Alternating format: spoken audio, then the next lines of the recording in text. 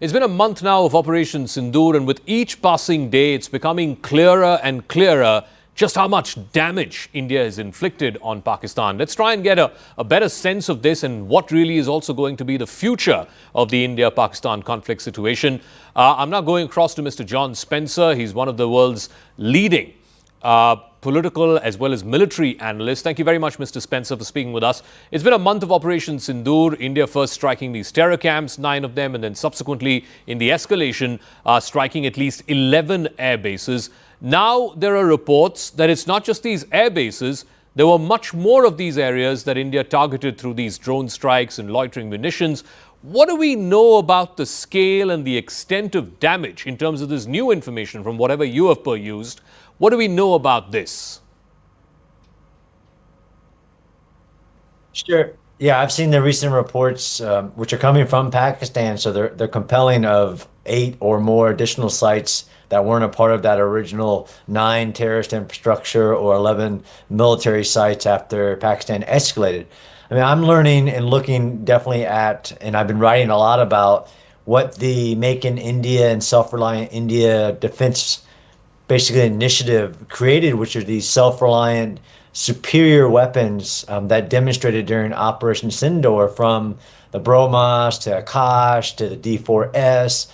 So many systems that were mainly made in India that overwhelmed Pakistan, that demonstrated that Pakistan's Chinese weapon systems were inferior to India's systems.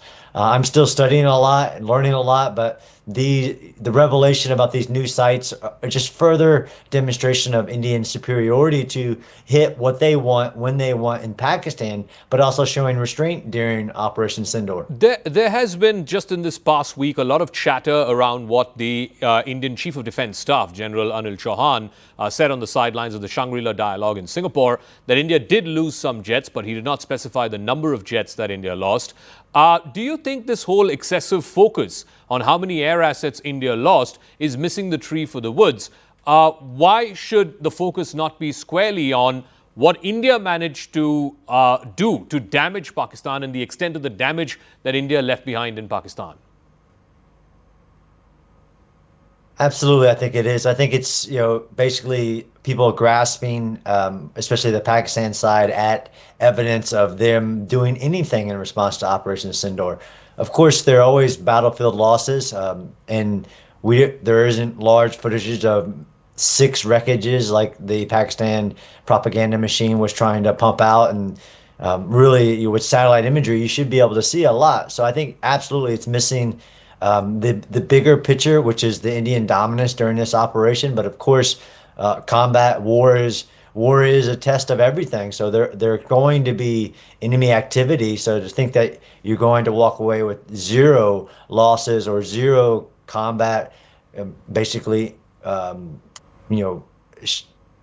casualties or anything like that is unrealistic as well. But Mr. Spencer, so do you reckon that ultimately, and there's been a lot of chatter around, Mr. Trump making the phone call, and Mr. Trump was the one who mediated and forced the ceasefire, etc. But ultimately, from what you've studied militarily, the damage and the differential of the damage that India was able to wreak on Pakistan, as opposed to the Pakistani claim of what it managed to do here in India, is that ultimately what eventually forced Pakistan to get its DGMO to pick up the phone and ask for a ceasefire? Is that your understanding?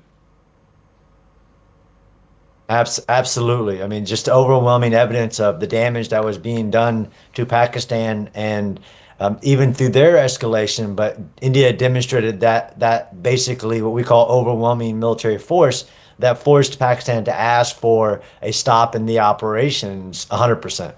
I finally also want to ask you, just this past week, what we've seen, these dramatic pictures between Ukraine and Russia, Ukraine, sending these swarms of drones, and we've had the swarms of drones in the India-Pakistan context as well. But in the Ukraine-Russia context, these swarms of drones hitting as many as 5 air bases. Just how do you think this changes the very paradigm, certainly the cost dynamic when it comes to future warfare? $500 drones taking out $100 million fighter jets. How does that change what we know about how warfare is going to evolve?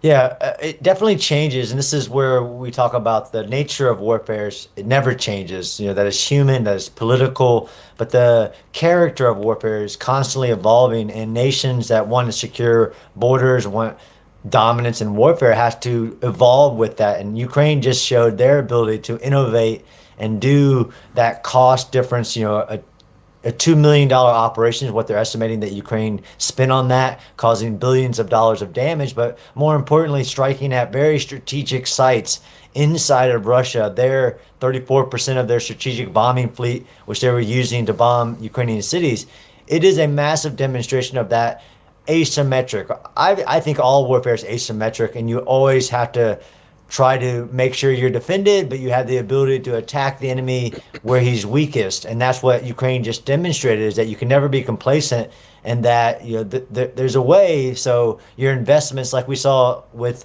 Pakistan trying to send drone swarms into India, they attempted this strategy, which is defeatable, but the enemies are always evolving in warfare. So you have to have both offense and defense.